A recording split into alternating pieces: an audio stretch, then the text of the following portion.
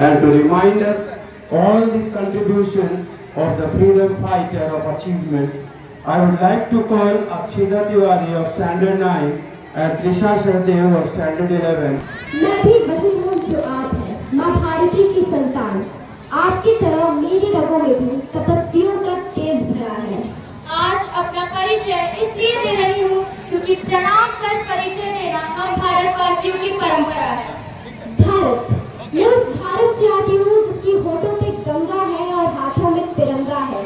वो भारत जो कभी सत्यम शिवम सुंदरम है, कभी वंदे मातरम और कभी पंजाब सिंध गुजरात मराठा द्राविड़ उत्कल बंगा है।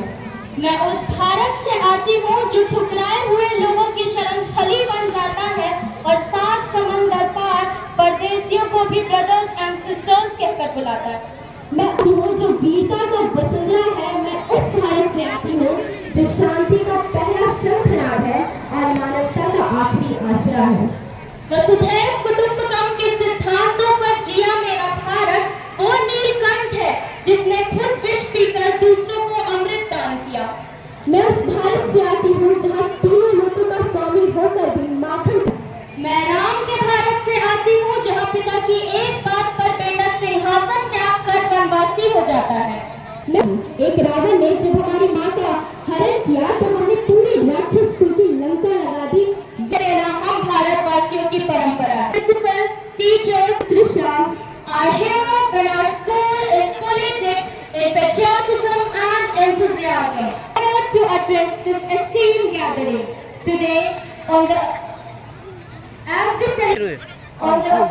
Republic Day lies in its embodiment of the core principles that guide our nations: equality, liberty, justice, and fraternity.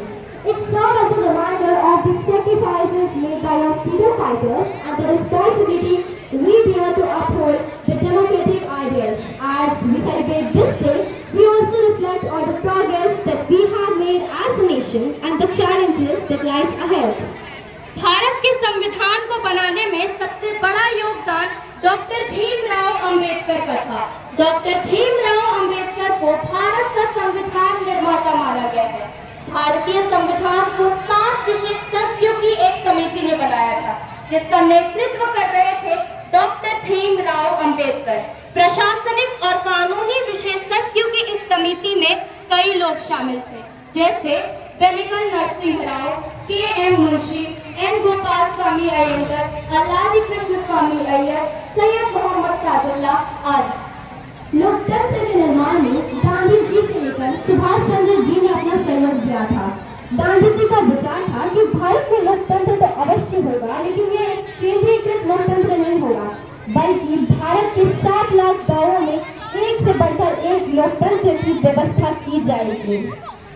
India's strength lie in its diversity, and Republic Day is a celebration of this rich tapestry of culture, language, tradition that coexist harmoniously within our borders.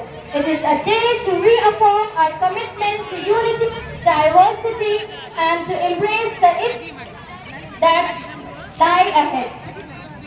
My dear countrymen, we have just entered 2024. India's achievements are the achievement of every Indian. Whatever work we do, whatever decision we make, our first criterion should always be what our country will get from it, what benefit it will bring for the country. Rashtra Pratham, nation first. There's no greater mantra than this, and adhering to this mantra, we Indians will make our country India developed and self-reliant. प्रधानमंत्री मोदी जी ने अपनी एक सभा में राम मंदिर के निर्माण एवं प्राण प्रतिष्ठा का जिक्र किया था, जो आज से 3 दिन पहले 22 जनवरी को सफलतापूर्वक आयोजित हुआ।